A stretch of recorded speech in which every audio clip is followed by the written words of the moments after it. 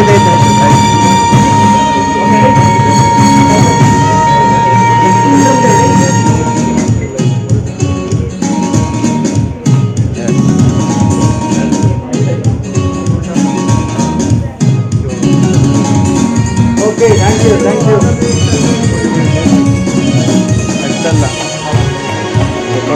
ರೇಖಾ ಜಗದೀಶ್ ತಂಡದವರಿಗೆ ಧನ್ಯವಾದಗಳನ್ನ ಹೇಳ್ತಾ ಮುಂದಿನ ಭಾಷಣ ಡಾಕ್ಟರ್ ಪದ್ಮಿನಿ ಪ್ರಸಾದ್. ದಯವಿಟ್ಟು ಈ ಕಾರ್ಯಕ್ರಮವನ್ನು ಕುರಿತು ಮಾತಾಡಬೇಕು ಅಂತ ಕೇಳ್ಕೊಳ್ತಾ ಇದ್ದೀವಿ ಮೇಡಮ್.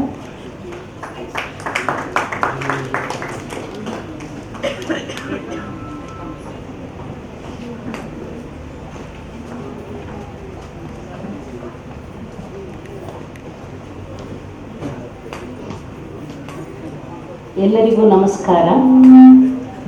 ವೇದಿಕೆ ಮೇಲಿರುವ ಸ್ವಾಮೀಜಿಯವರಿಗೆ ನಮಸ್ಕರಿಸುತ್ತಾ ಎಲ್ಲ ಗಣ್ಯರಿಗೆ, ಇಲ್ಲಿ ನೆರೆದಿರುವ ಎಲ್ಲ ಗಣ್ಯರು, ನನ್ನ ಬಂಧುಗಳು, ಮಾಧ್ಯಮ ಮಿತ್ರರು, ಎಲ್ಲರಿಗೂ ನನ್ನ ಅನಂತ ವಂದನೆಗಳು. ಎಲ್ಲದಕ್ಕಿಂತ ಮೊದಲು ಕರ್ನಾಟಕ ಪ್ರೆಸ್ ಕ್ಲಬ್ ವತಿಯಿಂದ ಇಷ್ಟು ಸುಂದರವಾದ ಕಾರ್ಯಕ್ರಮವನ್ನು ಹಮ್ಮಿಕೊಂಡು ವೈದ್ಯರೆಲ್ಲ ಅವರಿಗೆ ಬಹಳ ಪ್ರೀತಿ ವಿಶ್ವಾಸ ತೋರಿದ ಒಂದು ಆ ಭಾವನೆ. ಈಗ ತಾನೇ ಡಾಕ್ಟರ್ CR ಚಂದ್ರಶೇಖರ್ ಅವರ ಮಾತುಗಳನ್ನು ಕೇಳಿದ್ರಿ ನೀವು. ಒಂದು ಕಾಲದಲ್ಲಿ ವೈದ್ಯೋ ನಾರಾಯಣೋ ಹರಿ ಅನ್ನೋ ಥರ ಇದ್ದಿದ್ದು ಭಾವನೆ ಎಲ್ಲೋ ಒಂದು ಕಡೆ ವೈದ್ಯರಲ್ಲಿ ಮತ್ತು ಜನಸಾಮಾನ್ಯರಲ್ಲಿ ಆ ಸಂಬಂಧಗಳು ಸ್ವಲ್ಪ ಮಟ್ಟಿಗೆ ಸಡಿಲವಾಗ್ತಾ ಇದೆ ಅನ್ನೋದಕ್ಕೆ ಎಲ್ಲ ಕ್ಷೇತ್ರಗಳಲ್ಲಿ ಇರೋವಂತೆ ಹಾಗೇನೆ ಬಹುಶಃ ವೈದ್ಯಕೀಯ ಕ್ಷೇತ್ರದಲ್ಲೂ ಕೂಡ ಸ್ವಲ್ಪ ಮಟ್ಟಿಗೆ ವಾಣಿಜ್ಯೀಕರಣ ಅಥವಾ ಕಮರ್ಷಿಯಲೈಸೇಷನ್ ಎಲ್ಲೋ ಒಂದು ಕಡೆ ನುಸುಳಿರ್ಬೋದು. ಅದಕ್ಕಾಗಿ ಇತ್ತೀಚಿನ ದಿನಗಳಲ್ಲಿ ವೈದ್ಯರ ಮೇಲೆ ನಂಬಿಕೆಗಳನ್ನು ಕಳ್ಕೊಳ್ಳುವಂಥ ಪರಿಸ್ಥಿತಿ ಬಂದಿದೆ. ಅಂತಹ ಸಂದರ್ಭದಲ್ಲಿ ವೈದ್ಯರ ಸೇವೆಯನ್ನು ಗುರುತಿಸಿ ಅವ್ರಿಗೂ ಕೂಡ ಒಂದು ಹೆಮ್ಮೆ ಪಡಲಿ, ಪ್ರೋತ್ಸಾಹ ಸಿಗಲಿ, ಅವರ ಕಾರ್ಯಕ್ಷಮತೆ ಹೆಚ್ಚಲಿ, ಸಮಾಜಕ್ಕೆ ಅವರಿಂದ ಇನ್ನೂ ಹೆಚ್ಚಿನ ಕೊಡುಗೆಯಾಗಲಿ, ಅವರ ಬದ್ಧತೆ ಹೆಚ್ಚಲಿ ಅಂತ ಒಂದು ಉನ್ನತ ಭಾವನೆ ಇಟ್ಕೊಂಡು ಇಂದಿನ ದಿವಸ ಕರ್ನಾಟಕ ಪ್ರೆಸ್ ಕ್ಲಬ್ ಮತ್ತು ಎಲ್ಲ ಪದಾಧಿಕಾರಿಗಳು, ಅದಕ್ಕೆ ಸಂಬಂಧಪಟ್ಟ ಎಲ್ಲರೂ ಕೂಡ ಇಂತಹ ಒಂದು ಕಾರ್ಯಕ್ರಮ ಆಯೋಜಿಸಿ ನನ್ನನ್ನು ವರ್ಷದ ವೈದ್ಯ ಎಂದು ಪುರಸ್ಕರಿಸಿ ಸನ್ಮಾನಿಸಲು ಇಲ್ಲಿ ಕರೆದಿರುವುದರ ನನ್ನ ಅನಂತ ಧನ್ಯವಾದಗಳು. ಮತ್ತು ಇವತ್ತಿನ ಎಲ್ಲ ಪ್ರಶಸ್ತಿ ಪುರಸ್ಕೃತ ವೈದ್ಯರಿಗೆ ನನ್ನ ಅನಂತ ಅಭಿನಂದನೆಗಳು. ಮತ್ತು ಡಾಕ್ಟರ್ CR ಚಂದ್ರಶೇಖರ್ ಅವರು ನನಗೆ ಇವತ್ತು ಎದುರುಗಡೆನೇ ಸಿಕ್ಕಿದ್ದಾರೆ. ಅವರಿಗೆ ಪದ್ಮಶ್ರೀ ಪುರಸ್ಕೃತರಾಗಿದ್ದಕ್ಕೆ ಅವರಿಗೆ ನಾವೆಲ್ಲ ಹೆಮ್ಮೆ ಪಡಬೇಕಾದಂಥ ವಿಷಯ. ನಿಮಗೆ ದೊಡ್ಡ ಅಭಿನಂದನೆಗಳು ಸರ್. ಯಾಕಂದರೆ ಬಹಳ ವರ್ಷದ ನಮ್ಮಿಬ್ಬರ ಒಂದು ಸಂಬಂಧ ಅಂತ ಹೇಳಿ ಭಾಳ ಚಿಕ್ಕ ವಯಸ್ಸಿನಲ್ಲೇ ಅವರ ಪುಸ್ತಕಗಳನ್ನು ಓದ್ತಾ ಇದ್ದೆ. ಅವರು ವೇದಿಕೆಯ ಮೇಲೆಲ್ಲ ಬಂದು ಭಾಷಣ ಎಲ್ಲ ಮಾಡಿದಾಗ ಚಿಕ್ಕ ಹುಡುಗಿ ಸ್ಕೂಲಲ್ಲಿ ಕೂತ್ಕೊಂಡು ಇವರೆಲ್ಲ ಹೇಗೆ ಇಷ್ಟು ಚೆನ್ನಾಗಿ ಮಾತಾಡೋಕ್ಕೆ ಸಾಧ್ಯ, ಹೇಗೆ ಇಷ್ಟೊಂದು ಬರೆಯೋದಕ್ಕೆ ಸಾಧ್ಯ, ಈ ಥರ ದೊಡ್ಡ ವ್ಯಕ್ತಿಗಳು ಬಂದಾಗಲೆಲ್ಲ ನಾವು ಯೋಚಿಸ್ತಾ ಕೂತ್ಕೊಳ್ತಾ ಇದ್ದೆ. ಮುಂದೊಂದು ದಿನ ಅಂತಹ ವ್ಯಕ್ತಿಗಳ ಜೊತೆನೇ ನಾವು ವೇದಿಕೆ ಹಂಚ್ಕೊಳ್ಳೋ ಅಂಥ ಅವಕಾಶ ದೇವರು ನನಗೆ ಕೊಡ್ತಾರೆ ಅಂತ ನಾನು ಅವತ್ತಿನ ದಿವಸ ಅಂದ್ಕೊಂಡಿರಲಿಲ್ಲ. ಈ ವೈದ್ಯಕೀಯ ರಂಗದಲ್ಲಿ ನಿಮಗೆಲ್ಲ ತಿಳಿದಿರೋ ಹಾಗೆ ಪ್ರತಿಯೊಂದು ಮಾಧ್ಯಮಗಳಲ್ಲಿರ್ಬೋದು, ಇಂಟರ್ನೆಟ್, ಯಾವುದೇ ಒಂದು ರೀತಿ, ಅದು ದೃಶ್ಯ ಮಾಧ್ಯಮ ಅಥವಾ ಮುದ್ರಣ ಮಾಧ್ಯಮ ಯಾವುದೇ ಆಗಿದ್ರೂ ಕೂಡ ನೀವು ನೋಡ್ತಾ ಇರ್ತೀರ, ಒಂದು ಭಾಗನ ಆರೋಗ್ಯದ ಬಗ್ಗೆ ವಿಷಯ ತಿಳಿಸ್ಕೊಡೋದಕ್ಕೆ, ಜನರಲ್ಲಿ ಅರಿವು ಮೂಡಿಸೋದಕ್ಕೆ ಅದಕ್ಕಾಗಿ ಮುಡಿಪಾಗಿಟ್ಟಿರ್ತಾರೆ. ಯಾಕಂದರೆ ಜನರಲ್ಲೂ ಕೂಡ ನನ್ನ ಆರೋಗ್ಯನ ಕಾಪಾಡಿಕೊಳ್ಬೇಕು, ಹೇಗೆ ಕಾಪಾಡಿಕೊಳ್ಬೇಕು, ಹೇಗೆ ಅದನ್ನು ಬರದಂತೆ ತಡೆಗಟ್ಟಬೇಕು, ಈ ತಿಳುವಳಿಕೆ, ಅದಕ್ಕೆ ಅರಿವು ಮೂಡಿಸ್ಕೊಳ್ಳುವಂಥ ಕುತೂಹಲ ಕೂಡ ನಮ್ಮ ಜನರಲ್ಲಿ ಹೆಚ್ಚಿದೆ ಅಂತಲೇ ಹೇಳ್ಬೋದು. ಆದರೂ ಕೂಡ ನಾನು ಈ ಜನಸಾಮಾನ್ಯರಲ್ಲೇ ಕಟ್ಟ ಕಡೆಯ ವ್ಯಕ್ತಿ, ಅವಕಾಶ ವಂಚಿತರು, ಬಡವರು ಮತ್ತು ಗ್ರಾಮೀಣ ಪ್ರದೇಶದ ಜನರು, ಪಟ್ಟಣಗಳಲ್ಲಿರುವಂಥ ಅವಕಾಶ ವಂಚಿತರು, ಕೆಳಸ್ತರದ ವ್ಯಕ್ತಿಗಳು, ಇವರನ್ನೆಲ್ಲ ನಾವು ನೋಡ್ತಾ ಇದ್ದಾಗ ನನಗನ್ನಿಸಿ ಇನ್ನೂ ಕೂಡ ಆರೋಗ್ಯ ಪರಿಪೂರ್ಣವಾಗಿ ಅವರ ಕೈಗೆ ಸಿಗ್ತಾ ಇಲ್ಲ. ಆರೋಗ್ಯ ಪ್ರತಿ ಒಂದು ವ್ಯಕ್ತಿಯ ಹಕ್ಕು. ಅದು ಪ್ರತಿ ವ್ಯಕ್ತಿಗೂ ಕೂಡ ಆ ಆರೋಗ್ಯ ಸಿಗಬೇಕು. ನಾನು ಬಡವ, ಅಥವಾ ನನ್ನ ಹತ್ರ ದುಡ್ಡು ಇಲ್ಲ, ಅಥವಾ ನನಗೆ ಎಲ್ಲಿ ಹೋಗ್ಬೇಕು ಗೊತ್ತಿಲ್ಲ, ಅಥವಾ ನಾನು ಏನು ಮಾಡಬೇಕು ತಿಳಿದಿಲ್ಲ ಅನ್ನೋ ಒಂದೇ ಒಂದು ಕಾರಣಕ್ಕೆ ಅವರು ಸಾವು ನೋವಿಗೆ ಗುರಿಯಾಗುವಂಥದ್ದು ಬಹಳ ದುಃಖಕರ ಸಂಗತಿ.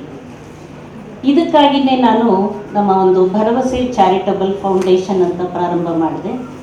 ಇವತ್ತಿಗೂ ಕೂಡ ಬಹಳಷ್ಟು ಹಳ್ಳಿಗಳಲ್ಲಿ ಹೋಗಿ ಅವರ ಒಡನಾಟ, ಅವರ ಪ್ರೀತಿ ವಿಶ್ವಾಸ ನೋಡಿದಾಗ ಎಷ್ಟೊಂದು ನಮಗೆ ಮನಸ್ಸು ತುಂಬುತ್ತೆ.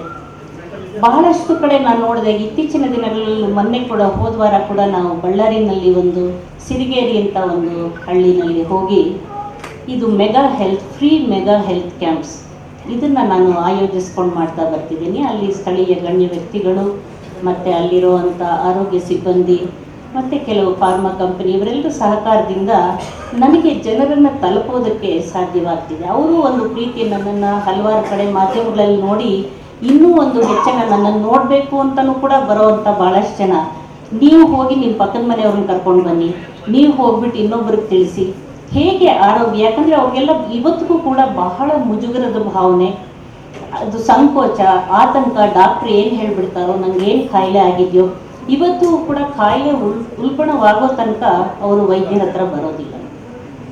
ಅಂತಹ ಸ್ಥಿತಿನಲ್ಲಿ ಅವರ ಹತ್ರನೇ ನನಗೆ ಜನರು ಬಹಳಷ್ಟು ಪ್ರೀತಿ ವಿಶ್ವಾಸ ಕೊಟ್ಟಿದ್ದಾರೆ. ನನಗೆ ಇದಕ್ಕೆ ಮಾಧ್ಯಮದವರಿಗೆ ನಿಜವಾಗ್ಲೂ ಇವತ್ತು ನಾನು ಖಂಡಿತ ಧನ್ಯವಾದಗಳನ್ನು ತಿಳಿಸಬೇಕು. ನಾನು ಬಹಳ 30-40 ವರ್ಷದ ಹಿಂದೆನೇ ಆರೋಗ್ಯದ ಬಗ್ಗೆ ಮಾತನಾಡೋಕ್ಕೆ ಶುರು ಮಾಡಿದಾಗ ಅದರಲ್ಲೂ ಕೂಡ ಬಹಳ ಇದು ಸಮಾಜದಲ್ಲಿ ಸ್ವಲ್ಪ ಮುಜುಗರದ ವಿಷಯ ಅಂದಾಗ, ಲೈಂಗಿಕತೆಗೆ ಸಂಬಂಧಪಟ್ಟ ವಿಷಯಗಳನ್ನು ಮಾತಾಡಿದಾಗ ಮಾಧ್ಯಮದವರು ಮೊದಲು ಅದನ್ನು ಗುರುತಿಸಿ ಜನರಿಗೆ ತಲುಪಿಸೋದ್ರೊಳಗೆ ಬಹಳ ದೊಡ್ಡ ಪಾತ್ರ ಅವ್ರದ್ದಿದೆ ಅಂತ ನಾನು ಹೇಳಬೇಕು. ಹಾಗಾಗಿ ಅವರು ಜನರಲ್ಲಿ ಈ ಮುಜುಗರದ ಭಾವನೆ ಹೋಗಲಾಡಿಸಿ, ಲೈಂಗಿಕತೆ ಅನ್ನೋದು ಕೂಡ ನಮ್ಮ ದೇಹಕ್ಕೆ ಸಂಬಂಧಪಟ್ಟ ವಿಷಯ, ಅದ್ರ ಬಗ್ಗೆ ಯಾವುದೇ ಮುಜುಗರದ ಭಾವನೆ ಇಟ್ಕೊಳ್ಬಾರ್ದು. ಬೇರೆ ಎಲ್ಲ ಕಾಯಿಲೆಗಳ ಥರ ಇದು ಕೂಡ ದೇಹನ ಸಂಬಂಧಗಳನ್ನು, ಗಂಡ ಹೆಂಡತಿ ಸಂಬಂಧನ, ಗರ್ಭಧಾರಣೆ, ಬಂಜೆತನ ಇಂಥದಕ್ಕೆಲ್ಲ ಕಾರಣ ಆಗೋದಕ್ಕೆ ಸಾಧ್ಯವಾಗುತ್ತೆ ಅನ್ನೋದನ್ನು ಜನಸಾಮಾನ್ಯರಲ್ಲಿ ಅರಿವು ಮೂಡಿಸೋ ನಿಟ್ಟಿನಲ್ಲಿ ನನಗೆ ಮಾಧ್ಯಮಗಳು ಜನರನ್ನು ತಲುಪೋದಕ್ಕೆ ಬಹಳಷ್ಟು ಸಹಾಯ ಮಾಡಿ ನನ್ನನ್ನು ಇವತ್ತು ಇಲ್ಲಿನ ತನಕ ಕರ್ಕೊಂಡು ಬಂದಿದೆ. ಮತ್ತು ಜನರು ಅಷ್ಟೇ ಚೆನ್ನಾಗಿ ಸ್ಪಂದಿಸಿದ್ದಾರೆ. ಅವರಲ್ಲೂ ಕೂಡ ಸ್ವಲ್ಪ ಮಟ್ಟಿಗಾದರೂ ಆ ಮುಜುಗರದ ಭಾವನೆ ಹೋಗಿದೆ ಅಂತ ನಾನು ಅಂದ್ಕೊಳ್ತೀನಿ. ಈ ವೈದ್ಯರಾಗಿ 2 ವಿಷಯಗಳನ್ನು ನಾನು ಇಲ್ಲಿ ಹೇಳಬೇಕಾಗಿದೆ. ಒಂದು, ಅದೇ ಆವಾಗಲೇ ಹೇಳ್ದಂಗೆ ವೈದ್ಯೋ ನಾರಾಯಣೋ ಹರಿ ಅನ್ನೋದು, ಆ ಭಾವನೆ ಮತ್ತೆ ಆ ಸಂಬಂಧ ನಮ್ಮಿಬ್ಬರ ಮಧ್ಯ ಬರಬೇಕು. ಫೇತ್ ಹೀಲಿಂಗ್ ಅಂತ ಅದನ್ನೇ ಡಾಕ್ಟರ್ CRC ಅವರು ಹೇಳ್ತಾ ಇದ್ದಿದ್ದು. ನಂಬಿಕೆ, ವೈದ್ಯರಲ್ಲಿ ಯಾವುದೇ ವೈದ್ಯ ತನ್ನ ರೋಗಿಗೆ ತೊಂದರೆ ಆಗಲಿ, ಅವರು ಸಾವಿಗೀಡಾಗಲಿ ಅಂತ ಬಹಳಷ್ಟು ಕಡೆ ಮಾಡೋದಿಲ್ಲ. ನಿಜವಾಗಿ ವೈದ್ಯರ ನಿರ್ಲಕ್ಷ್ಯ ಇದ್ದರೆ ಖಂಡಿತವಾಗ್ಲೂ ಅದು ಖಂಡನೀಯ ಮತ್ತು ಅದು ಅಪರಾಧ. ಅದನ್ನು ಯಾರೂ ಕ್ಷಮಿಸೋದಕ್ಕೆ ಸಾಧ್ಯ ಇಲ್ಲ, ಅದನ್ನು ಯಾರು ಕ್ಷಮಿಸೋದು ಬೇಡ. ಆದರೆ ಒಂದು difference, medical negligence, medical accidents. ಮತ್ತು ಕೆಲವು ಅವರು ಮತ್ತೆ ನಾವು ಉಳಿಸಲಾರದಷ್ಟು ದೂರ ಹೋದಂಗಾಗಿ ನಮ್ಮ ಕೈಲಾದ ಪ್ರಯತ್ನ ಎಲ್ಲನೂ ಮಾಡಿ ಒಂದು ವ್ಯಕ್ತಿಯ ಪ್ರಾಣ ನಮಗೆ ಉಳಿಸೋಕ್ಕೆ ಸಾಧ್ಯವಾಗಲಿಲ್ಲ ಅಂದಾಗ ಅದು ಕೂಡ ಮೆಡಿಕಲ್ ನೆಗ್ಲಿಜೆನ್ಸ್ ಅನ್ನೋ ಒಂದು ವೈದ್ಯಕೀಯ ನಿರ್ಲಕ್ಷ್ಯದಿಂದ ಆಗಿತ್ತು ಅನ್ನೋ ಒಂದು ಎಲ್ಲದೂ ಭಾವನೆ. ಅದಕ್ಕಾಗಿ ಮಾಧ್ಯಮದವರು, ಸರ್ಕಾರ ಬಹಳಷ್ಟು ಕಾನೂನು ಮಾಡಿದೆ. ವೈದ್ಯರ ಮೇಲೆ ಹಿಂಸೆ, ಹಲ್ಲೆ, ನರ್ಸಿಂಗ್ ಹೋಮ್ಗಳನ್ನು ಹಾಳು ಮಾಡುವಂಥದ್ದು, ಎಷ್ಟೋ ಜನ ವೈದ್ಯರು ಇದರಿಂದಾಗಿಯೇ ಪ್ರಾಣ ಬಿಟ್ಟಿದ್ದಾರೆ. ಅದು ಸ್ವಲ್ಪ ದುರದೃಷ್ಟಕರ. ಅದನ್ನು ಎಲ್ಲೋ ಒಂದು ಕಡೆ ನಾವು ಮತ್ತೆ ಆ ನಂಬಿಕೆನ ಉಳಿಸಬೇಕು. ಇದಕ್ಕೆ ಸರ್ಕಾರ, ಮಾಧ್ಯಮದವರು, ಕಾನೂನು ಕೂಡ ವೈದ್ಯರ ಜೊತೆ ನಿಲ್ಲಬೇಕು. ಎಲ್ಲಿ ನಿರ್ಲಕ್ಷ್ಯ ಇಲ್ಲವೋ ಅಲ್ಲಿ ಅವರ ಒಂದು ಸಮಸ್ಯೆ ಏನು, ಯಾವ ಕಾರಣದಿಂದ ಆಗಿದೆ, ಏನು ಅನ್ನೋದನ್ನು ತಿಳ್ಕೊಂಡು ಅದಕ್ಕೆ ಅವರು ಸ್ಪಂದಿಸೋ ಹಂಗಾದರೆ ನಿಜವಾಗ್ಲೂ ಅದು ಬಹಳ ದೊಡ್ಡ ವಿಷಯ. ಇವತ್ತು ವೈದ್ಯರನ್ನು ಗುರುತಿಸಿದ್ದೀರ, ನಿಮಗೆ ವೈದ್ಯರ ಕೆಲಸ ಏನು ಗೊತ್ತಿದೆ. ಕೋವಿಡ್ ಟೈಮಲ್ಲಿ ಹೇಗೆಲ್ಲ ವೈದ್ಯರು ರಾತ್ರಿ ಹಗಲು ದುಡ್ದಿದ್ದಾರೆ, ನಿದ್ದೆ. ಒಂದು ಪೇಷಂಟ್ ಬಂದರೆ ಎಷ್ಟೋ ದಿವಸಗಳಲ್ಲಿ ನಾವು ಕೆಲಸ ಮಾಡಿದಾಗ 2 ದಿವಸ ಊಟ ತಿಂಡಿ ನಿದ್ದೆ. ಇವತ್ತು ಬೆಳಗ್ಗೆ ನಾವು ಪ್ರಾರಂಭ ಮಾಡಿದರೆ ಮಾರನೇ ದಿನ ಮಧ್ಯಾಹ್ನ ತನಕ ನಾನ್ ಸ್ಟಾಪ್ ಕೆಲಸಗಳು ಮಾಡ್ತಾಯಿದ್ವಿ. ಅಂದರೆ ಅದು ನಮಗೇನು ಅನ್ನಿಸ್ತಿರ್ಲಿಲ್ಲ. ನಮ್ಮ ಗುರಿ ಏನು, ಒಂದು ಪೇಷಂಟಿಗೆ ನಾವು ಟ್ರೀಟ್ಮೆಂಟ್ ಕೊಡೋದು ಅಷ್ಟೇ ನಮ್ಮ ಗುರಿ ಇರ್ತೀವಿ. ಸೊ ಈ ಸಂಬಂಧ ಮತ್ತೆ ಬರಲಿ, ನಿಜವಾಗ್ಲೂ ವೈದ್ಯೋ ನಾರಾಯಣೋ ಹರಿ ಅನ್ನೋ ಒಂದು ಭಾವನೆ ಮತ್ತೆ ಜನರಲ್ಲಿ ಉಳಿಲಿ ಅಂತ ನಾವು ಭಾವಿಸ್ತೀವಿ. ಮತ್ತೊಂದು ವಿಷಯ ಅಂತ ಹೇಳಿದರೆ, ಈ ಹೆಲ್ತಿ ಸೆಕ್ಷುಯಾಲಿಟಿ ಎಜುಕೇಷನ್ ನಿಮಗೆಲ್ರಿಗೂ ಇವಾಗ ಇತ್ತೀಚಿನ ದಿನಗಳಲ್ಲಿ ಗೊತ್ತಿದೆ. ನಿಮಗೆ ನಾವು ಮಕ್ಕಳಿಗೆ ಸರಿಯಾದ ರೀತಿ ಬೇರೆ ಎಲ್ಲ ಮೌಲ್ಯಗಳನ್ನು ತಿಳಿಸೋ ಥರ ತನ್ನ ದೇಹನ ಗುರುತಿಸೋದಾಗಲಿ, ತನ್ನ ದೇಹ ರಕ್ಷಣೆ ಮಾಡಿಕೊಳ್ಳೋದು, ಗಂಡು ಹೆಣ್ಣು ಪರಸ್ಪರ ಪ್ರೀತಿ ವಿಶ್ವಾಸ ಗೌರವ ಭಾವನೆಯಿಂದ ಹೇಗೆ ಚಿಕ್ಕ ವಯಸ್ಸಿನಿಂದಲೇ ಯಾವ ರೀತಿ ಅವರು ಅದನ್ನು ಗುರುತಿಸ್ಬೋದು ಅಂತ ತಿಳಿಸೋದೇ ನಾವು ನಿಜವಾದ ಲೈಂಗಿಕ ಶಿಕ್ಷಣ. ಯಾಕಂದರೆ ಇನ್ನೂ ಕೂಡ ಬಹಳಷ್ಟು ಜನರಲ್ಲಿ ಒಂದು ತಪ್ಪು ಭಾವನೆ ಇರೋದು, ಲೈಂಗಿಕ ಶಿಕ್ಷಣ ಅಂದ ತಕ್ಷಣ ನಮ್ಮ ಮಕ್ಕಳನ್ನ ನೀವು ಹಾಳು ಮಾಡಿಬಿಡ್ತೀರಾ, ಅದಂದರೆ ಹೇಳಿ ಸಂಭೋಗದ ಬಗ್ಗೆ ತಿಳಿಸ್ಕೊಡೋದು, ಮಗುವಿನ ಜನನದ ಬಗ್ಗೆ ತಿಳಿಸ್ಕೊಡೋದು ಅನ್ನೋ ಒಂದು ತಪ್ಪು ಭಾವನೆ. ಇದು ಲೈಂಗಿಕತೆಯ 3% ಭಾಗ ಮಾತ್ರ. ಇನ್ನು ಉಳಿದಿದ್ದೆಲ್ಲ ಹುಟ್ಟಿನಿಂದ ಹಿಡಿದು ಇಳಿ ವಯಸ್ಸಿನ ಸಾಯುವ ತನಕ ಆ ದೇಹಕ್ಕೆ ಸಂಬಂಧಪಟ್ಟ ಪ್ರತಿ ಹಂತದಲ್ಲೂ ಆಗೋ ಬದಲಾವಣೆ, ಹದಿಹರಿಯ ಮತ್ತು ಮದುವೆ, ಗಂಡ ಹೆಂಡಿನ ಸಂಬಂಧ, ಲೈಂಗಿಕ ಸಂಬಂಧ, ಪ್ರಸವ, ಗರ್ಭಧಾರಣೆ, ಬಂಜೆತನ, ಋತುಬಂಧ ಎಲ್ಲವೂ ಇವು ವಿವಿಧ ಹಂತಗಳು ಲೈಂಗಿಕತೆ. ಇದ್ರ ಬಗ್ಗೆ ಸರಿಯಾದ ರೀತಿ ಅರ್ಥ ಮಾಡಿಕೊಂಡಾಗ ನಮ್ಮ ಸಮಾಜದಲ್ಲಿ ಆಗ್ತಿರುವಂಥ ಲೈಂಗಿಕ ಅತ್ಯಾಚಾರ, ಕಿರುಕುಳ, ಸಣ್ಣ ಮಕ್ಕಳ ಮೇಲೆ ಆಗ್ತಿರುವಂಥ ಅತ್ಯಾಚಾರ, ಈ ಥರ ಹಲವಾರು ದೌರ್ಜನ್ಯ, ಲೈಂಗಿಕ ಕಾಯಿಲೆಗಳು, HIV ಏಡ್ಸ್, ಮತ್ತು ಸಣ್ಣ ಮಕ್ಕಳು ಚಿಕ್ಕ ಹದಿಹರೆಯದಲ್ಲಿ ಅವರು ಅಪಾಯಕಾರಿ ಲೈಂಗಿಕ ವರ್ತನೆ ತೋರಿಸ್ತಾ ಇರೋದು, ಹದಿಹರೆಯದ ಗರ್ಭಧಾರಣೆ, ಪ್ರಸವದ ವಿವಾಹ ಪೂರ್ವ ಗರ್ಭಧಾರಣೆ, ಅಬಾರ್ಷನ್, ಈ ಥರದಕ್ಕೆಲ್ಲ ಸಮಾಜದಲ್ಲಿ ನಡೀತಿರೋ ಹಲವಾರು ತೊಂದರೆ ತಕರಾರುಗಳನ್ನು ನಾವು ತಡೆಗಟ್ಟೋದಕ್ಕೆ ಸಾಧ್ಯವಾಗುತ್ತೆ.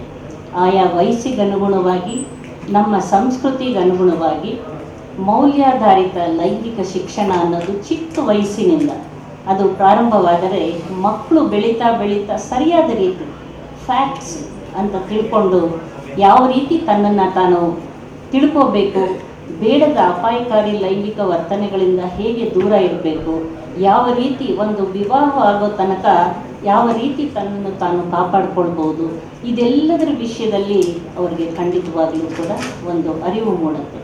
ಇದು ಮಾಡಿದಾಗ, ಇಲ್ಲಾಂದರೆ ನಮ್ಮ ಮಕ್ಕಳಿಗೆ ಸಿಗ್ತಾ ಇರೋದು internet, Google, porno sites, blue films, ಇಂಥದ್ರಿಂದ ಸಿಗ್ತಾ ಇರೋವಂಥ ಲೈಂಗಿಕ ಶಿಕ್ಷಣ ನಿಮ್ಗೆ ಎಷ್ಟು ಅಪಾಯಕಾರಿ ವರ್ತನೆ ತೋರ್ಬೋದು ಅಂತ ನಿಮಗೆ ಅರ್ಥವಾಗುತ್ತೆ.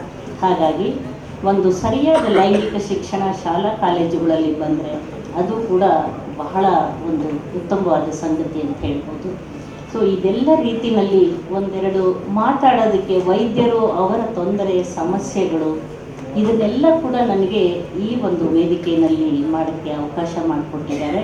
ಹಾಗೆ ಮತ್ತೊಮ್ಮೆ ನಾನು ನನಗೆ ವರ್ಷದ ವೈದ್ಯ ಅಂತ ಇಲ್ಲಿ ಕರೆಸಿ ಸನ್ಮಾನ ಮಾಡಿ ಒಂದು ಒಳ್ಳೆ ಭಾವನೆ ನನ್ನ ಮನಸ್ಸಿನಲ್ಲಿ ಮೂಡೋಕ್ಕೆ, ಮತ್ತು ಇದ್ರ ಜೊತೆಗೆ ನನ್ನ ಇನ್ನೂ ಹೆಚ್ಚಿನ ಜವಾಬ್ದಾರಿ, ನಾವು ಸಮಾಜಕ್ಕೆ ನಮ್ಮ ಬದ್ಧತೆ ಅಥವಾ ನಮ್ಮ ಕೆಲಸ ಕಾರ್ಯಗಳು ಇನ್ನೂ ಬಹಳಷ್ಟಿದೆ ಅಂತ ಒಂದು ಸಲ ನೆನಪಿಸೋ ರೀತಿಯಲ್ಲಿ ಕೂಡ ಆಗುತ್ತೆ. ಅದಕ್ಕಾಗಿ ನನಗೊಂದೆರಡು ಮಾತಾಡೋಕ್ಕೆ ಅವಕಾಶ ಮಾಡಿಕೊಟ್ಟ ಎಲ್ಲರಿಗೂ ಅನಂತ ಧನ್ಯವಾದಗಳು.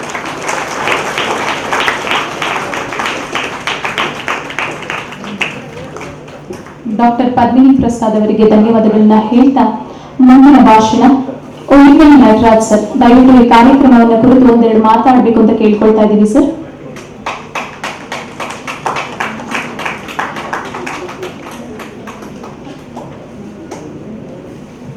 ವೈದ್ಯರ ಮುಂದೆ ಮಾತನಾಡಕ್ಕೆ ನನಗೆ ಬರಲ್ಲ, ಮಾತಿನಿಂದ ಏನು ಪ್ರಯೋಜನ ಇಲ್ಲ. ಆದರೂ ನಮ್ಮನ್ನು ಕರೆಸಿದ್ಕೊಂಡೆರಡು ಮಾತನಾಡಬೇಕಾಗುತ್ತೆ. ಇಲ್ಲಿ ಒಬ್ಬ ಪ್ರಜ್ಞಾವಂತ ವೈದ್ಯರಿದ್ದಾರೆ, ಪದ್ಮಶ್ರೀ ಪ್ರಶಸ್ತಿ ಪುರಸ್ಕೃತರು ಅನ್ನೋದಕ್ಕಿಂತಲೂ ಜನರ ಒಳ ಮನಸ್ಸಿನಲ್ಲಿ ತನ್ನದೇ ಆದ ಛಾಪುವನ್ನು ಮೂಡಿಸಿರುವಂಥ ಕರ್ನಾಟಕದ ಏಕೈಕ ವೈದ್ಯ ಅಂದರೆ CR ನಮಸ್ಕಾರ ಸರ್. ಇನ್ನು ಪದ್ಮಿನಿ ಮಾತನಾಡಿದ್ದಾರೆ, ಅವ್ರಿಗೂ ನನಗೂ ಮಾಧ್ಯಮದಲ್ಲಿ ಒಂದಿಷ್ಟು ಮೌಢ್ಯತೆ ಬಗ್ಗೆ ಎಲ್ಲ ಚರ್ಚೆ ನಡೀತಾ ಇತ್ತು. ಅದಾದ ನಂತರ ಪದ್ಮಪ್ರಕಾಶ್ ಅವರಿದ್ದಾರೆ, ಸ್ವಾಮೀಜಿ ಇದ್ದಾರೆ, ಮುಖ್ಯವಾಗಿ ನನ್ನನ್ನು ಇಲ್ಲಿ ಕರೆಸಿದಂತಹ ರಮೇಶ್ ಮತ್ತು ರಾಮಸ್ವಾಮಿ ಅವರಿಗೆ ಇಂಥ ವೈದ್ಯರನ್ನು ಕಾಣಲಿಕ್ಕೆ ಅವಕಾಶ ಕೊಟ್ಟಂತ ನಿಮ್ಗೆಲ್ಲರೂ ಕೂಡ ಪ್ರಪ್ರಥಮವಾಗಿ ಸ್ವಾಗತ ಕೊಡ್ತಾ, ಆತ್ಮೀಯರೇ, ಇಡೀ ಜಗತ್ತಲ್ಲಿ ಎರಡು ವಸ್ತುಗಳಿಗೆ ಅಥವಾ ಮನಸ್ಸುಗಳಿಗೆ ಪ್ರಾಧಾನ್ಯತೆ ಇದೆ. ತಾಯಿ ಜನ್ಮ ಕೊಡ್ತಾಳೆ ಅಷ್ಟೇ, ವೈದ್ಯ ಜನ್ಮ ಉಳಿಸ್ತಾನೆ. ಇನ್ಯಾರಿಗೂ ಹಕ್ಕಿಲ್ಲ ಉಳಿಸಕ್ಕೆ. ಕೋಟ್ಯಾನುಕೋಟಿ ದೇವರುಗಳಿಗಿಂತ ನಮ್ಮ ಮುಂದೆ ಕಂಡು ಬರುವಂಥವ್ರು ವೈದ್ಯರು. ಆ ವೈದ್ಯರು ಇಡೀ ಸಮಾಜದ ಮತ್ತು ಕುಟುಂಬದ ಎಲ್ಲ ದೈಹಿಕ ಮಾನಸಿಕ ಎಲ್ಲ ಒತ್ತಡಗಳನ್ನು ಬಿಟ್ಟು ಆ ರೋಗಿಯ ಜೊತೆ ಮಾತನಾಡ್ತಾರೆ. ಅದಕ್ಕಾಗಿ ಹುಟ್ಟಿದಾಗಿಂದ ಅವರು ಸೇವೆಗೆ ಪ್ರಾರಂಭ ಮಾಡಿದಾಗ ವೈದ್ಯ ಅಂದರೆ ಸಾಯ ಅಂತ್ಯದಲ್ಲೂ ಸಾಯೋದು ವೈದ್ಯರೇ ಸತ್ತಿದ್ದಾರೆ ಅಂತ ಹೇಳ್ತೀವಿ. ಅದಕ್ಕಾಗಿ ವೈದ್ಯರಿಗೆ ನಮಸ್ಕಾರ. ಇವತ್ತು ಟೆಕ್ನಾಲಜಿ ಎಷ್ಟು ಮುಂದುವರೆದಿದೆ ಅಂತ. ನ್ಯಾನೋ ಟೆಕ್ನಾಲಜಿ ಬಂದಿದೆ, ರೋಬೋಟ್ ಟೆಕ್ನಾಲಜಿ ಬಂದಿದೆ, ಆರ್ಟಿಫಿಷಿಯಲ್ ಇಂಟೆಲಿಜೆಂಟ್ ಟೆಕ್ನಾಲಜಿ ಬಂದಿದೆ. ಇದೆಲ್ಲ ಬಂದು ಏನಾಗ್ತಾ ಇದೆ, ಸೈನ್ಸ್ ಇಷ್ಟು ಮುಂದುವರೆದ್ರು ಕೂಡ, ಏನೇ ಮುಂದುವರೆದಿದ್ರು ಮಾನವೀಯತೆ ಅನ್ನೋದು ಮಾತ್ರ ಬೀದಿಯಲ್ಲಿ ಬಿದ್ದು ಒದ್ದಾಡ್ತಾ ಇದೆ. ಇನ್ನು ನ್ಯಾನೋ ಟೆಕ್ನಾಲಜಿ ಬಂದಿರೋದ್ರಿಂದ ಇನ್ನೊಂದು 20 ವರ್ಷದಲ್ಲಿ ಡ್ರೈವರ್ಗಳಿಗೆ ಕೆಲಸ ಇಲ್ಲ. ಇನ್ನು ರೋಬೋ ಟೆಕ್ನಾಲಜಿ ಬಂದಿರೋದ್ರಿಂದ ಇನ್ನೊಂದು 30 ವರ್ಷದಲ್ಲಿ ಯಾವ ವೈದ್ಯರು 1000 ವೈದ್ಯರು ಮಾಡುವ ಕೆಲಸ ಒಬ್ಬ ವೈದ್ಯ ಮಾಡಬಹುದು. ಯೋಚನೆ ಮಾಡಿ, ಅಷ್ಟು ತಂತ್ರಜ್ಞಾನ ಮುಂದುವರಿತಾ ಇದೆ. ಎಲ್ಲೋ ಕೂತ್ಕೊಂಡು ವೈದ್ಯರು ಇಲ್ಲಿ ರೋಬೋಗಳ ಮುಖಾಂತರ ಆಪರೇಷನ್ ಮಾಡುವಂತ ಮಟ್ಟಕ್ಕೆ ಬಂದಿದೆ. ಇನ್ನು ಮೆದುಳಿಗೆ ಚಿಪ್ ಹಾಕ್ತಾ ಇದ್ದೀವಿ, ಆರ್ಟಿಫಿಷಿಯಲ್ ಇಂಟೆಲಿಜೆನ್ಸ್ ಬರ್ತಾ ಇದೆ. ಆದ್ರೆ ನಾವು ಎಲ್ಲಿದ್ದೀವಿ? ಇನ್ನು ಮೌಢ್ಯತೆ ಒಳಗಡೆ ಇದ್ದೀವಿ. ಡಾಕ್ಟರ್ ತಕ್ಕ ಏನಾದ್ರು ಜ್ವರ ಬಂದ್ರೆ ಡಾಕ್ಟರ್ ತಕ್ಕ ಬರಲ್ಲ, ಅವ್ರು ಯಾರೋ ಹೋಗಿ ಬಳೆನ ತಲೆಗೆ ಸುಡುವಂಥದ್ದು ಚಿಟ್ಕಿ ಹಾಕೊಂಡಿದೆ. ಡಾಕ್ಟರ್ ತಕ್ಕ ಬರಲ್ಲ, 3 ಬಾರಿ ಕುಡಿತ ಕೋಳಿ ಮೊಟ್ಟೆ ಹಾಕೋದು, ಇನ್ನೇನು ವಸ್ತುಗಳು ಹಾಕೋದು, ಇನ್ನೂ ಮೌಢ್ಯತೆ ಇದೆ. ಆ ಮೌಢ್ಯತೆ ಎಷ್ಟು ಮಟ್ಟಿಗೆ ನಮ್ಮಲ್ಲಿ ದಾಸ್ಯದ ಸಂಕೋಲೆಯಲ್ಲಿ ಸಿಗಾಕೊಂಡಿದ್ದೀವಿ ಅಂದ್ರೆ, ಯಾವ ವೈದ್ಯ ಹೇಳಿದ್ರು ಕೇಳಲ್ಲ, ದೇವರು ಹೇಳಿದ್ರು ಕೇಳಲ್ಲ.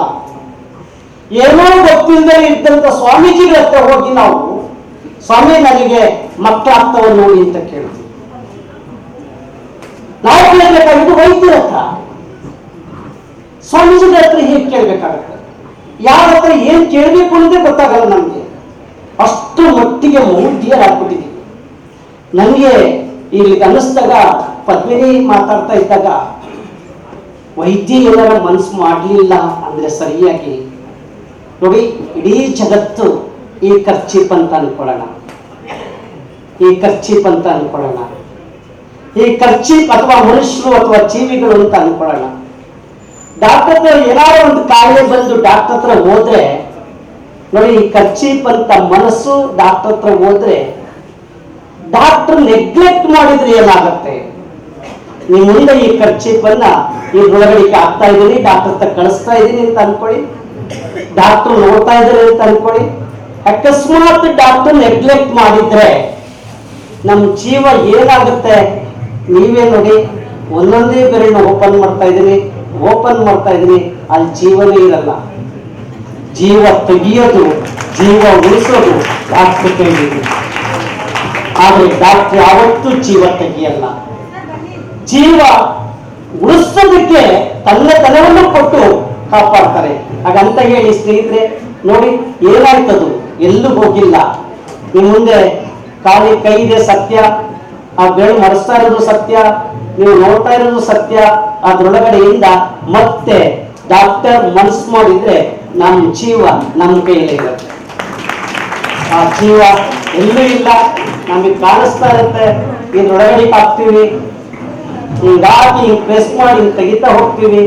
ನಮ್ಮ ಮನಸ್ಸು ಏನಿರುತ್ತೆ, ಬಟ್ಟೆ ಇಲ್ಲೊಂದು ಪ್ಲಾಸ್ಟಿಕ್ ಕೆಬ್ಬೆರಳಿಗೆ ಹೋಗಿ ಸೇರ್ಕೊಂಡಿರುತ್ತೆ. ಹೀಗೆ ನಮಗೆ ಮೋಸ ಮಾಡೋರಿದ್ದಾರೆ ಸ್ನೇಹಿತರೆ. ನಮಗೆ ಜ್ವರ ಬಂದ್ರೆ ಎತ್ತಿಗೆ ಬರೆ ಹಾಕಿದ್ರು ಅಂತ ಹೇಳ್ತಾರೆ. ಎಮ್ಮೆಗೆ ಜ್ವರ ಬಂದ್ರೆ ಎತ್ತಿಗೆ ಬರೆ ಹಾಕಿದ್ರು ಅಂತ. ನಮ್ಮ ಜನ ಹೇಗಿದ್ದಾರೆ ಅಂದ್ರೆ, ನಮ್ಗೇನಾರ ಜ್ವರ ಬಂದ್ರೆ ವೈದ್ಯರ ಬಳಿಗೆ ಹೋಗ್ಬೇಕಾಗಿದೆ. ಇವತ್ತು ಮಂತ್ರವಾದಿಗಳ ಹತ್ರ ಹೋಗಿ, ಡೋಂಗಿ ಸ್ವಾಮೀಜಿಗಳ ಹತ್ರ ಹೋಗಿ, ಇನ್ನೇನೋ ಕೊಳ್ಳು ಜ್ಯೋತಿಷಿಗಳ ಹತ್ರ ಹೋಗಿ ತಮ್ಮ ಜೀವನವನ್ನ ಹಾಳು ಮಾಡ್ಕೋತಾ ಇದ್ರು. ನನ್ನ ಪ್ರಕಾರ ಮನೆಯ ವಾಸ್ತುವಿಗಿಂತ ಮನಸ್ಸಿನ ವಾಸ್ತುವಿನ ಕಡೆ ಗಮನ ಕೊಡಬೇಕಾಗಿದೆ. ಎಲ್ಲಿವರೆಗೂ ನಾವು ಮನಸ್ಸಿನ ವಾಸ್ತುವಿನ ಕಡೆ ಗಮನ ಕೊಡಲ್ವೋ ಅಲ್ಲಿವರೆಗೂ ನಮ್ಮ ಮನಸ್ಥಿತಿ ಸರಿಯಾಗಿರಲ್ಲ. ಅದಕ್ಕೆ ನೋಡಿ, ಚಂದ್ರಶೇಖರ್ ಅಂತಕ್ಕಂಥ ಒಬ್ಬ ವ್ಯಕ್ತಿ ವಾಸ್ತುವಿನ ಎಷ್ಟು ಹೇಳ್ಕೊಂಡು 9,000 ಕೋಟಿ ದುಡ್ಡು ಮಾಡಿದ್ರು. ಕೊನೆಗೆ ಹುಬ್ಬಳ್ಳಿಯ ಒಂದು ಲಾಡ್ಜಲ್ಲಿ ಕೂತ್ಕೊಂಡಾಗ 40 ಸೆಕೆಂಡಲ್ಲಿ 60 ಸಲ ಚುಚ್ಚಿಸ್ಕೊಂಡು ಸತ್ತೋದ್ರು. ಅವ್ರ ವಾಸ್ತು ಎಲ್ಲಿತ್ತು ಯೋಚನೆ ಮಾಡಿ. ಇನ್ನು ದಿನ ಬೆಳಗಾದ್ರೆ ಮಾಧ್ಯಮದಲ್ಲಿ ಬಂದು ಕುಳಿತುಕೊಳ್ಳುವಂತಹ ಈ ಪೊಳ್ಳು ಜ್ಯೋತಿಷಿಗಳು, ವೇಷಭೂಷಣಗಳನ್ನ ಹಾಕೊಂಡು ಕುಳಿತುಕೊಳ್ಳುವಂತಹ ಪೊಳ್ಳು ಜ್ಯೋತಿಷಿಗಳು ಕೋವಿಡ್ ಕಾಲದಲ್ಲಿ ಟಿವಿಗೂ ಬರಲಿಲ್ಲ, ಮನೆಗೆ ಕೂತ್ಕೊಂಡು ಅವರ ಆ ಜ್ಯೋತಿಷಿ ಎಲ್ಲಿ ಹೋಯ್ತು?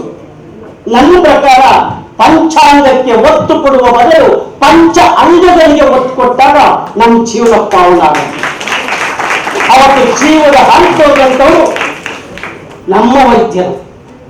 ಕೋವಿಡ್ ಕಾಲದಲ್ಲಿ ಎಲ್ಲವನ್ನೂ ತಿಳಿಸಿ ಹುಬ್ಬಳ್ಳಿ ಹತ್ರ ಒಬ್ಬ ವೈದ್ಯ ಅಲ್ಲಿ ರೋಗಿಯನ್ನ ನೋಡ್ತಾ ಇರ್ತಾರೆ, ಹೋಗಿರ್ತಾರೆ, ಇನ್ನೇನು ಮನೆಗೆ ಬರೋ ಅಷ್ಟರೊಳಗೆ ಅವ್ರ ಮಗುನೇ ಇರಲ್ಲ. ಯೋಚನೆ ಮಾಡಿ, ತನ್ನ ಮಗುವನ್ನು ಬಿಟ್ಟು ರೋಗಿ ಕಡೆ ಗಮನ ಹರಿಸ್ತಾ ಇರ್ತಾರೆ ವೈದ್ಯರು.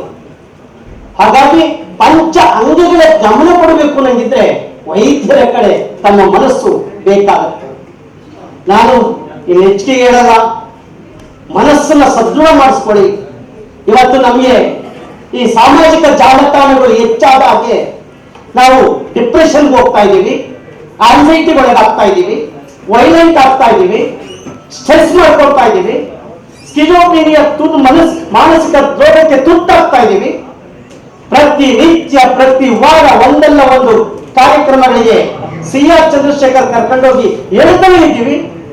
ಸಿ.ಆರ್. ಚಂದ್ರಶೇಖರ್ ಹತ್ರ ಅವ್ರು ಬರಲ್ಲ, ಅಲ್ಲೇ ಅವ್ರ ಕೊಳ್ಳು ಜ್ಯೋತಿಷಿಗಳ ಹತ್ರ, ಮಂತ್ರವಾದಿಗಳ ಹತ್ರ ಹೋಗ್ತಾರೆ. ದಯವಿಟ್ಟು ಮಂತ್ರವಾದಿಗಳ ಹತ್ರ ಹೋಗ್ಬೇಡಿ, ಮಾನಸಿಕ ತಜ್ಞರ ಹತ್ರ ಬನ್ನಿ, ಮನೋರೋಗಿಗಳ ಹತ್ರ ಬನ್ನಿ, ವೈದ್ಯರ ಹತ್ರ ಬನ್ನಿ. ಇವತ್ತು ಕೂಡ ಒಂದ್ ಕಡೆ ನಮಗೆ ನೋವಾಗುತ್ತೆ, ಮೆಡಿಕಲ್ ಕೂಡ ಮಾರುಕಟ್ಟೆಯ ಸರ್ಕಾಗ್ತಾ ಇದೆ. ಕೆಲವಷ್ಟು ಜನರಿಂದ ಮೆಡಿಕಲ್ ಮಾನವೀಯತೆ ಒಳಗಡೆ ಇದೆ. ನನಗೆ ಮೆಡಿಕಲ್ ಅನ್ನೋದು ಮಾನವೀಯ